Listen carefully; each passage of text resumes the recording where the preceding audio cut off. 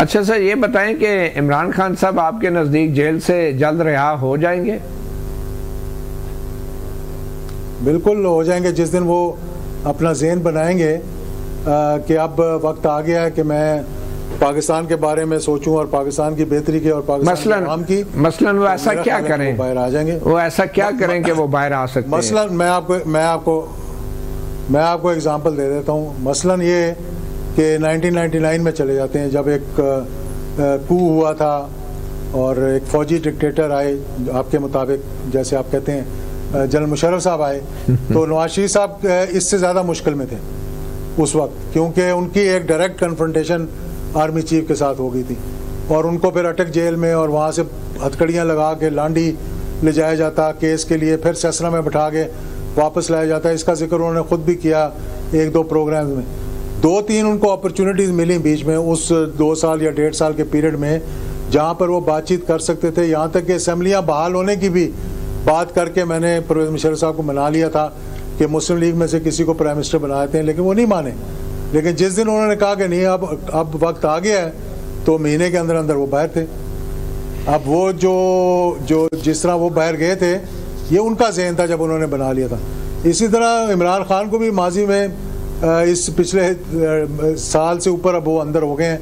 1-2-3 opportunities आई उनके पास, पहली long मार्च के बाद 24 अक्टूबर से पहले और पहली लॉन्ग मार्च से पहले, लेकिन उन्होंने नहीं अवेल की उनको। वो नहीं चाहते, वो चाहते थे कि नहीं मैं नहीं मानता। लेकिन जब वो सोचेंगे कि हाँ अब वक्त आ गया है कि बातचीत करें, तो मेरे ख्याल में ये मसला भी रिजॉल्व हो सकता है। तो आप ये कह रहे हैं कि इस्टेब्लिशमेंट के कदमों में गिर के ही जमहूरियत बहाल हो सकती है? ये किसने कहा? आप यही कह रहे हैं वो जब चाहेंगे। मैंने तो नहीं कहा ये।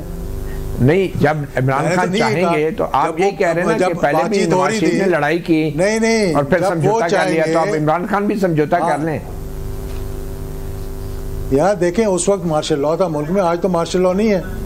जो गुफ्तगू हो रही थी, जो बातचीत हो रही थी, जो टॉक्स हो रही थी, वो कोई एस्टेब्लिशमेंट तो नहीं कर रही थी। तो आप ये नहीं मानते कि इस वक्त मुल्क में गैर एलानिया मार्शल लॉ नाफिज है? आप नहीं मानते इस बात को?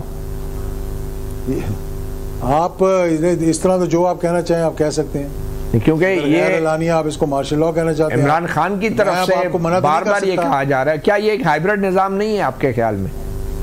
ये हाइब्रिड निज़ाम नहीं है? देखें, पाकिस्तान की तारीख में जिस निज़ाम को भी आप हाथ लगाएंगे ना, हाइब्रिड ही निकलेगा। चाहे T8 वाले को लगाएं, चाहे 90 वाले को, चाहे 93 वाले को, हर कोई हाइब्रिड ही होगा। या 2024 के 2018 वाला भी, 2018 वाला इलेक्शन भी RTS के जरिए हुए थे और वो भी हाइब्रिड थे। ठीक, वहाँ से लेकर 2014 से लेकर पनामा तक और पनामा से लेकर 2018 तक इलेक्शन, ये सारा हाइब्रिड निज़ाम था जिसको चलाने के लिए 10, 11, 12, 13, 14, 15, 16, 17, 18 9 साल लगे थे। तो आपके ख्याल में हाइब्रिड निज़ाम कामयाब निज़ाम है? हाइब्रिड निज़ाम कामयाब है? ये मैं तो नहीं समझता। कामयाब निज़ाम जब तक है, जब तक के सियासतदान खुद नहीं समझेंगे कि हमने क्या निज़ाम लेकर आना है। जब ये एक तरफ एक दूसरे से हाथ मिला के चार्टर ऑफ डेमोक्रेसी करेंगे और वही चार्टर ऑफ डेमोक्रेसी कराने वाले जब स्याही सूखने से पहले मार्शल लॉ एडमिनिस्ट्रेटर के साथ बैठकर अपनी NRO करवा रहे होंगे, तो फिर कैसे हाइब्रिड निज़ाम नहीं चलेगा इस मुल्क? चलें एजाज साहब, इनको तो छोड़ें, आखिर में ये बताते जाएं कि आपको जमहूरियत से मोहब्बत है या नफरत है? मुझे बहुत मोहब्बत है जमहूरियत से, इसीलिए तो मैं इलेक्शन लड़ता हूँ।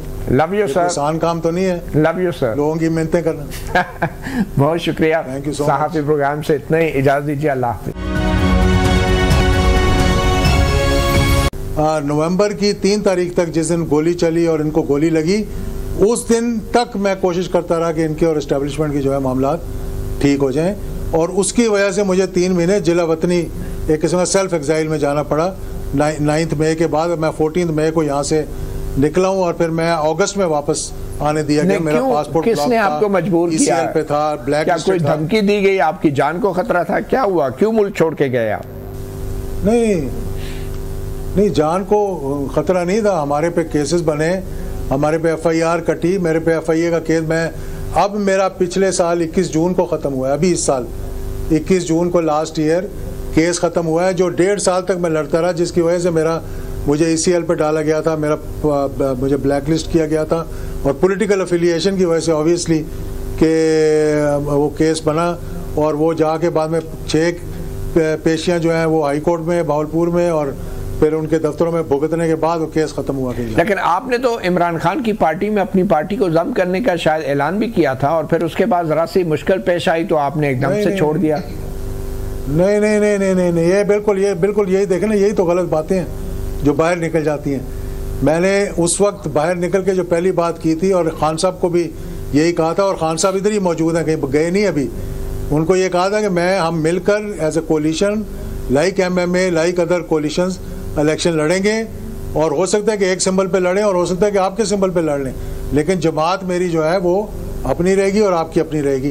And he agreed on that point. हाँ, वो एक जज्बाती सा शख्स आया था अंदर, जब खान साहब ने उसे कहा एजाज साहब को मुबारक दो तो उसने कोने से झंडा उठा के तो मेरे गले में डाल दिया, तो सब ने कहा जी ये PTI में शामिल हो गए। उसके बाद फिर चिश्तिया का जलसा हुआ जो सबसे बड़ा जलसा था, वो इलेक्शन हमने खुद लड़ा उनके लिए और वो इलेक्शन जीता वहाँ पर।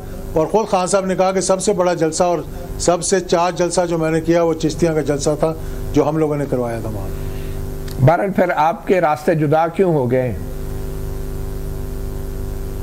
नहीं, रास्ते देखें, रास्ते अब मुझे ये बताएं ना कि रास्ते जुदा इसलिए हुए कि मैंने ये आपको बताया ना कि ये जो जंग है ये सियासी जंग नहीं है, ये ज़ाती है। अब उस ज़ाती जंग में आप अपनी पार्टी को भी पिसवाएं, उनको सजाएं भी दिलवाएं कि भाई आपने इसलिए कि आपको नवाज शरीफ साहब के साथ भी यही हुआ था जब वो अटक जेल में थे, उनको भी बड़ा गुस्सा था इस बात पे, जिस बात पे अभी खान साहब को गुस्सा है। He will come around also eventually. तो इसलिए मैं ये कह रहा हूँ कि ये जहाँ पर आप देखें कि आपके मुल्क को नुकसान हो रहा है, जहाँ बाद फिर चिश्तिया का जलसा हुआ जो सबसे बड़ा जलसा था, वो इलेक्शन हमने खुद लड़ा उनके लिए और वो इलेक्शन जीता वहाँ पर। और ख़ुद खान साहब ने कहा कि सबसे बड़ा जलसा और सबसे चार्ज जलसा जो मैंने किया वो चिश्तिया का जलसा था जो हम लोगों ने करवाया था वहाँ। बहरहाल फिर आपके रास्ते जुदा क्यों हो गए? नहीं, रास्ते देखें, रास्ते अब मुझे ये बताएं ना कि रास्ते जुदा इसलिए हुए कि मैंने ये आपको बताया ना कि ये जो जंग है ये सियासी जंग नहीं है, ये ज़ाती है। अब उस ज़ाती जंग में आप अपनी पार्टी को भी पिसवाएं, उनको सजाएं भी दिलवाएं कि भाई आपने इसलिए कि आपको नवाज शरीफ साहब के साथ भी यही हुआ था जब वो अटक जेल में थे, उनको भी बड़ा गुस्सा था इस बात पे, जिस बात पे अभी खान साहब को गुस्सा है। He will come around also eventually. तो इसलिए मैं ये कह रहा हूँ कि ये जहाँ पर आप देखें कि आपके मुल्क को नुकसान हो रहा है, जहाँ पर यहाँ पर दहशतगर्दी है, जहाँ पर इकोनॉमिक मसाइल हैं, वहाँ पर ऑन सर्टन इश्यूज, लेकिन जैसे आज फॉर एग्जांपल कि कश्मीर पे एक रेजोल्यूशन आई है जहाँ पे मैं समझता हूँ कि सारी जमातों को ऑन पेज होना चाहिए, लेकिन वहाँ कश्मीर के मामले में भी आपने पॉलिटिकल बहस शुरू कर दी, यानी इसको मुतनाज़ बनाया। तो हिंदुस्तान में और दीगर बाहर के मुल्कों में लोग देखकर हंस रहे होंगे कि यार ये देखो ये क्या कर रहे हैं आपस में। तो चंद एक इश्यूज ऐसे हैं पाकिस्तान के, जैसे कि न्यूक्लियर इशू है, कश्मीर का इशू है, सिक्योरिटी के इश्यूज हैं, इस पे सबको एक पेज पे होना चाहिए। जी हाँ, ये वो इश्यूज हैं, लड़ाई झगड़े के ये वो इश्यूज हैं जिनकी बुनियाद पे इन 3 इश्यूज के ऊपर सियासत भी की जाती है और फिर सियासी मुदाखलत भी की जाती है। तो ये इशू सियासी तौर पे तो बड़े हॉट इशू रहते हैं। एक छोटी सी ब्रेक लेंगे और ब्रेक के बाद हमारे साथ मौजूद हैं रुकन कौमी असम्बली सरबराह मुस्लिम लीग जनाब एजाजुल हक।